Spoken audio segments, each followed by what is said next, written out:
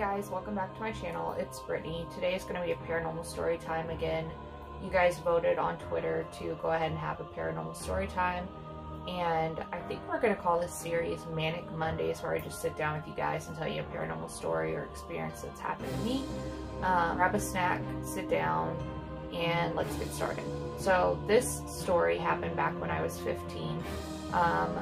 We lived in a trailer park, which is very haunted. I have more stories of that as well that I'll be coming out. But this trailer that we were at, it involved my mom, myself, and our neighbor.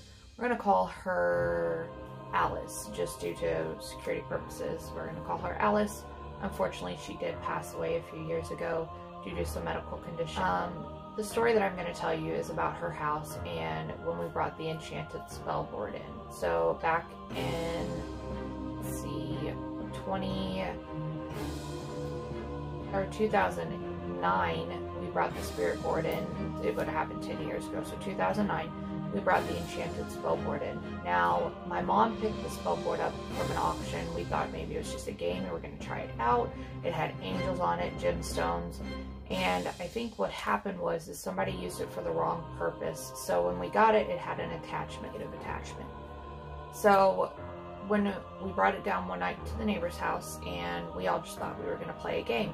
And so her son also has some gifts as well. He can see things. So a lot of times the trailer was haunted. So he would see like a woman, an older woman, maybe in her 60s with curly gray hair. And I had seen her as well. She would walk down the hallway and then just disappear into the other room, like out of thin air, just disappear. So we always stayed in touch about things that we saw, and we'd communicate back and forth. We went ahead and decided to play the spell board. The enchanted spell board we played, and one of the first things that happened was the planchette, which is a little circular disc. It was clear purple with some writing around the edges. It would move on its own. It wouldn't like fly across the room, but it would move across the board on its own. We were very interested in to see if we could contact anybody. And I think a lot of the times the spirits that we contacted were disguising themselves as something being not good, because a lot of the answers we got spelling out was very unusual. I don't remember what they were because it happened 10 years ago, so I don't remember exactly. A lot of my paranormal stories I don't remember a lot of details about, just because they happened so long ago and there's so many of them. So I kind of don't remember what happened. But we played the spell board for maybe an hour or so, and one of the first things that would happen is we would take a break. I looked over, the trailer that was there had a fireplace. I would look over and I would see this man standing there, maybe in his 60s, older style, from maybe the 1950s dress. He had a gray vest on, a little bow tie, and he had a pipe in his mouth with glasses on.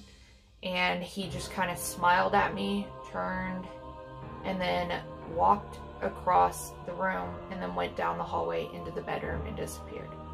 Now, there was a lady who did haunt the house.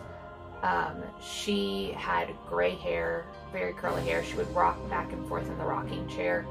And there would be times that the rocking chair would move on its own and it would just start rocking back and forth.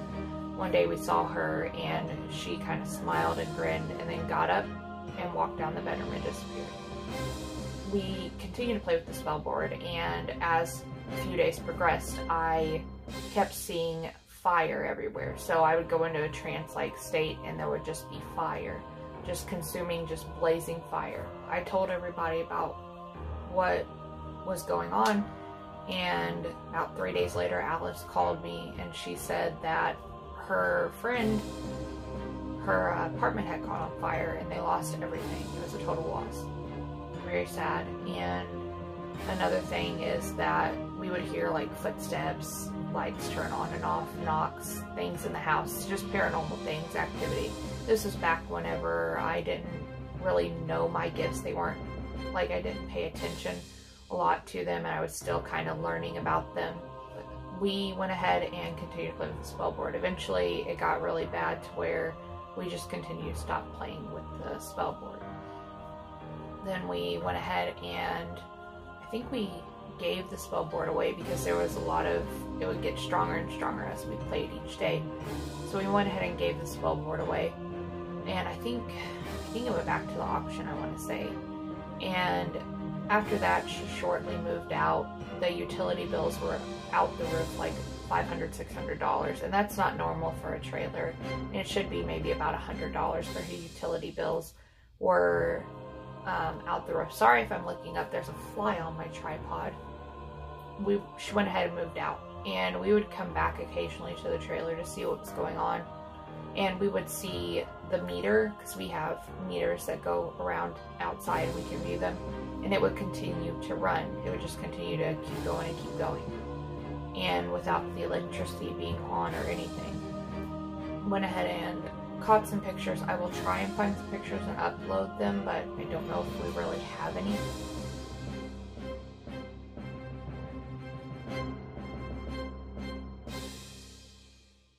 There was a couple figures caught in the windows whenever my mom took the photos about a year after she moved out. And the lights would keep coming on and off. They would flicker, and they would turn on and off in the middle of the night, and sometimes they would just stay on in the middle of the night. So I have to look down at my notes. I want to make sure I include everything, guys. They were also afraid to stay, and another thing is, before they moved out, these handprints would appear on the ceiling walls, or on the ceiling, so they appeared out of nowhere. We don't know where they came from. I mean, it would be way too high for them to even reach the ceiling to put the handprints on there. But that's actually about all the story. Like I said, I don't remember in full detail exactly what happened because it was so long ago. All I know is with the enchanted spell board, we thought that we were doing something innocent, whenever in reality it turns out there was an attachment that I think unleashed in the house after we played the spell board. Thank you guys so much for watching. Have a good evening.